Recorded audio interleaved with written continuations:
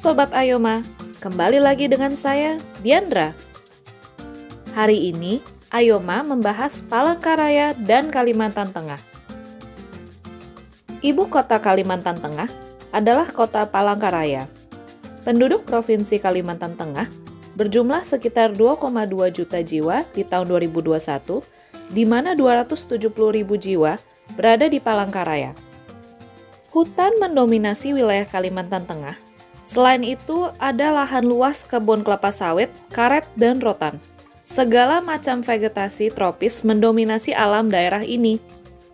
Orangutan yang merupakan hewan endemik masih banyak di Kalimantan Tengah. Juga terdapat beruang, landak, owa-owa, beruk, kera, buaya, penyu, dan paus air tawar. Tempat-tempat wisata di Kalimantan Tengah termasuk air terjun Tosa, alam Bukit Tangkiling, perahu wisata susur sungai, Danau Biru Tewang, Danau Tahai, Kahayan Bridge, Kaja Island, Tugu Soekarno, dan Museum Rumah Adat yang menyimpan koleksi peninggalan suku Dayak. Dengan pengaruh adat dan budaya masyarakat Dayak, cita rasa masakan Kalteng condong gurih dan pedas.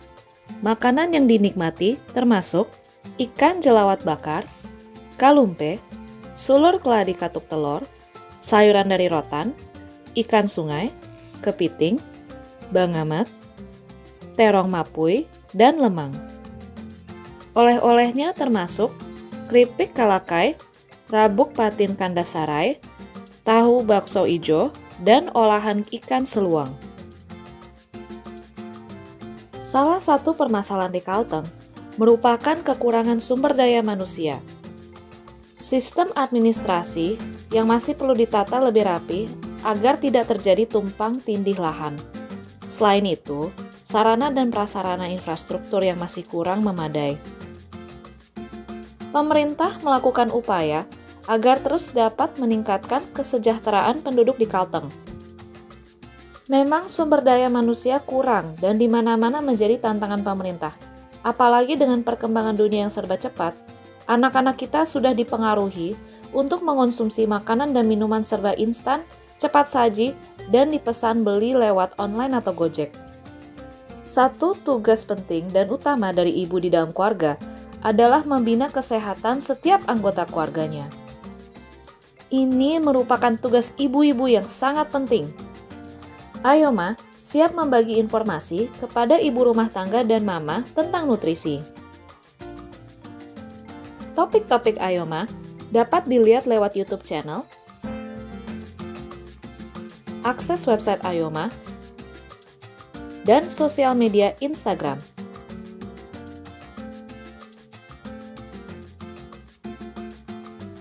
Walaupun ada banyaknya kesibukan dalam mengelola usaha dan pekerjaan di rumah, kita perlu waktu agar bisa belajar menerapkan makanan dan minuman yang vital untuk tubuh sehat. Tenaga kita bukan saja dari makanan asal kenyang dan enak, tetapi sumber tenaga kita diperoleh dari makanan dan minuman yang terdiri dari gizi seimbang, cukup vitamin dan mineral. Minum pil vitamin belum cukup, tetapi kita perlu mengonsumsi makanan dan minuman dari produk alami. Kali ini, Ayoma menyajikan dua topik yang menarik bagi ibu-ibu. Semoga video Ayoma bermanfaat. Ayo Sharon, apa bedanya protein hewani dengan protein nabati? Perbedaannya dari sumber proteinnya. Kalau hewani dari hewan, seperti ayam, ikan, daging, dan telur. Kalau protein nabati dari tumbuh-tumbuhan, seperti kacang-kacangan, kacang kedelai, kacang polong, kacang merah, juga sayur-sayuran, seperti brokoli dan buncis. Wah, Sharon udah pinter sekarang. Dari slide yang Sharon sebutin tadi, di sini Mama udah siapin beberapa protein nabati.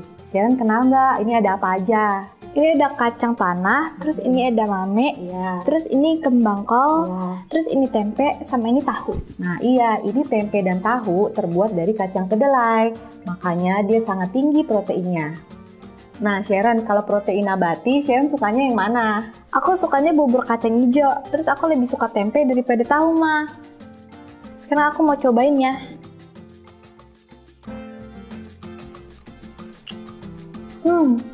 Rasanya tetap enak mah walaupun nggak digoreng ya. Tapi sekali-sekali kita boleh kan mah goreng.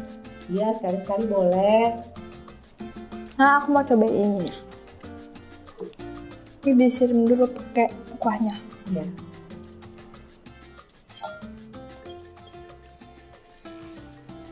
Gimana rasanya? Teksturnya lembut banget mah, terus enak manis. Iya, sebenarnya kuncinya itu di marinase aja. Jadi masakan yang kita bikin bisa lebih kaya akan rasa. Ini kalau edamame enak nih mah buat dicemilin. Aku suka banget cemilinnya. Kalau ini kembang kol, ini manis banget mah. Ini kayaknya enak deh mah buat dicampurin semua. Boleh kan mah? Iya boleh dong.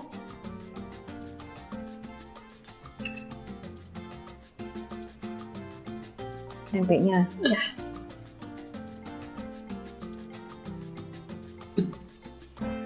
Terus aku juga mau pakai ini nih mah. Aku suka banget yang ini. Kacang enak Sharon. Nah, campurin deh. Aku campur. Dah.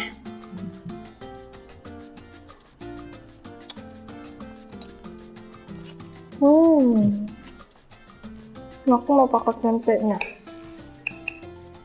Enak ya? Kayaknya enak. Mama boleh cobain dong. Boleh. Tunggu ya. Aku mau makan tahunya dulu. Dipakein saus kacang enak ya? Enak banget. Sama edamamenya. Oke. Ya, pakai brokolinya itu. Sama tempenya. Enak. Enak kan? Enak. Sharon, ternyata enak juga ya. Ya kan? Iya, cocok ya pakai saus kacang, makan sama bihun. Nah, saus kacangnya Mama buatkan pakai bumbu pecel aja. Nah, kita juga harus pilih yang tanpa pengawet dan yang kacangnya disangrai, jadi rendah kolesterol. Nah, sekarang kan saya sudah coba protein hewani, protein nabati. Sharon sekarang bisa menentukan perbedaannya. Nah, selain dari perbedaan sumber proteinnya, apalagi perbedaan yang Sharon temukan? Menurutku dari rasa itu kan kalau protein hewani lebih enak ya, Mah? Iya. Kalau protein nabati ya lebih tawar sih, Mah. Nggak gurih-gurih gitu. Ya, kalau dari rasa pasti memang beda. Karena kemungkinan rasa gurih dan wangi dagingnya justru datang dari gaji atau lemak jenuh yang terdapat dalam dagingnya. Sayangnya, lemak jenuh tidak terlalu baik untuk kesehatan kita. Tapi protein nabati ini, kalau kita bisa masaknya dengan bumbu-bumbu yang tepat, kita juga bisa akalin kok rasanya tetap enak.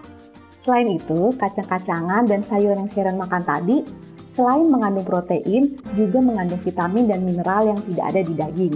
Sebaiknya memang kita makan keduanya ya, bisa bergantian. Bagaimana menurut Sharon? Bisa nggak di-balance gitu? Iya, Ma, kita kolepin aja. Misalnya seperti belakangan ini, aku lagi suka banget makan tempe. Habis bosen juga karena Mama seringnya masak ayam. Oh ya? Ya, padahal sih ya, Mama tuh seringnya masak ayam karena Mama pikir Sharon memang lebih sukanya makan ayam. Tapi baguslah kalau seperti itu. Jadi mulai sekarang Mama bisa masaknya ganti-ganti ya. Bagaimana ibu-ibu? Protein memang sangat diperlukan oleh anak-anak kita yang sedang bertumbuh. Nah, lebih baik kita kenalkan banyak variasi makanan berprotein kepada mereka. Baik protein hewani maupun nabati memiliki kelebihannya masing-masing. Jadi penting bagi kita untuk memilih mana yang lebih tepat bagi kebutuhan anak-anak kita. Protein hewani cenderung lebih ada rasanya, sehingga mudah untuk mengenalkannya kepada anak-anak. Namun, protein nabati biasanya lebih tidak berlemak dan memiliki kalori yang lebih sedikit. Idealnya buat konsumsi anak-anak yang mengalami obesitas dan kelebihan berat badan. Di dalam kita mempersiapkan memasak, ada serangkaian proses seperti membersihkan dan menyimpan. Nah, proses ini tidak kalah penting dengan proses memasaknya itu sendiri loh. Bahan-bahan yang kita siapkan memiliki karakternya masing-masing. Untuk itu memiliki cara masing-masing dalam kita menyimpannya. Nah, tanpa panjang lebar lagi, yuk kita sama-sama belajar bagaimana cara menyimpan bahan-bahan yang telah kita beli agar lebih tahan lama. Sayuran biasanya tidak dapat bertahan lama di luar kulkas. Jadi biasanya saya beli fresh dari pasar setiap hari. Atau apabila dimasukkan dalam kulkas, langsung dari toko. Nanti pada saat hendak mau dimasak baru saya cuci. Sayuran yang basah akan lebih cepat membusuk, kecuali brokoli. Brokoli yang disimpan dengan tangkai yang dicelupkan ke dalam wadah bersih air bisa bertahan segar lebih lama hingga 3-5 hari. Lalu buah, sama seperti sayuran. Biasanya saya mencuci buah yang akan segera dikonsumsi, karena apabila basah, buah-buahan seperti kiwi, stroberi, dan blueberry akan cepat busuk. Sementara buah-buahan seperti jeruk, salak, apel bisa dicuci, namun wajib dikeringkan dengan baik sebelum disimpan. Lalu daun bawang. Buang bagian luar daun bawang yang apabila terlihat layu, kemudian cuci bersih dan potong-potong. Lalu masukkan ke dalam kotak yang telah kita beri alas tisu dapur agar sisa-sisa air dapat terserap dengan baik. Lalu siap disimpan dalam freezer dan tinggal kita ambil bila diperlukan. Kemudian tahu. Tahu yang dibeli dalam kemasan biasanya dapat bertahan sampai dengan tanggal kadaluarsanya. Pastikan simpan dalam kulkas. Tahu yang kita beli tanpa kemasan perlu kita rebus atau kukus terlebih dahulu. Lalu simpan dalam kulkas dengan direndam air bersih. Ganti airnya setiap hari. Tahu bisa bertahan 3-5 hari. Dan bagi teman-teman yang menyukai tekstur tahu yang lebih padat, bisa mengeluarkan kandungan air yang lebih dari tahu dengan cara menindih tahu dengan benda yang agak berat selama 20-30 menit. Atau dengan memasukkannya ke dalam microwave selama 1-2 menit. Kemudian tempe. Tempe ini tidak dapat bertahan terlalu lama ya, meskipun di dalam kulkas. Biasanya sudah harus dikonsumsi maksimal 2 hari, karena rasanya biasanya sudah berubah. Berikutnya telur. Telur sangat rentan dengan bakteri salmonella. Maka dari itu, cuci telur dengan air sabun, bilas hingga bersih, dan keringkan sebelum disimpan dalam kulkas. Telur yang disimpan di suhu ruangan biasanya bertahan bisa sekitar seminggu. Namun, apabila disimpan dalam kulkas, bisa bertahan lebih dari 1 bulan. Walaupun banyak kulkas memberikan tempat di pinggir pintu kulkas untuk menyimpan telur, namun sebetulnya telur lebih baik disimpan di tengah, karena suhunya lebih stabil. Dan keluarkan telur dari dalam kulkas sekitar setengah jam sebelum dimasak ya. Kemudian daging. Daging yang beli di supermarket, baik ayam, ikan, maupun sapi, biasanya sudah dalam kondisi dipak. Saya akan langsung masukkan ke dalam kulkas atau freezer apabila disimpan dalam waktu yang lama. Sementara yang kita beli dari pasar yang terbuka biasanya perlu dibersihkan dan dikeringkan sebelum disimpan. Pastikan daging sudah kembali di suhu ruangan sebelum kita memasaknya agar teksturnya tidak keras dan bau. Berikutnya jamur. Jamur segar yang dibeli jangan disimpan dalam bungkus plastiknya karena akan cepat berlendir dan basah. Simpan dalam kantung kertas yang terbuka agar jamur tetap kering dan tidak mudah busuk.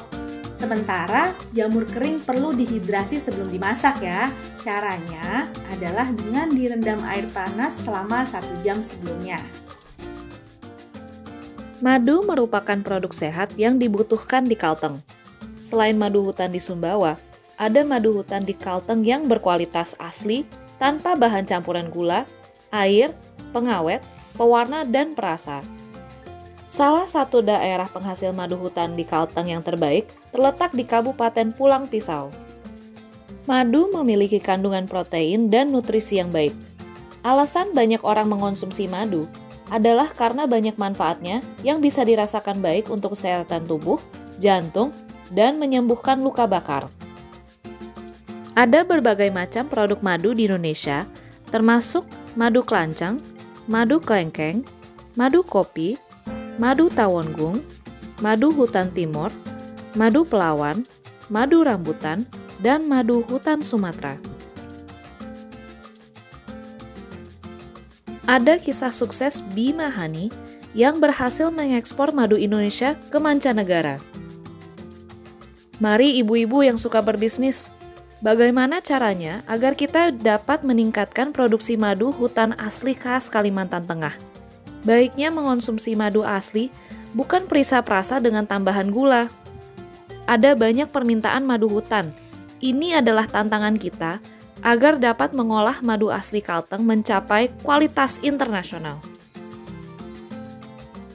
Ayo Ma, bersama-sama kita mampu berkreatif dan berkarya. Lihatlah keanekaragaman dan kekayaan Indonesia sebagai sumber kreativitas dan inovasi kita. Sampai di sini dulu ibu-ibu. Sampai jumpa di daerah Indonesia yang berikutnya. Bhinneka Tunggal Ika.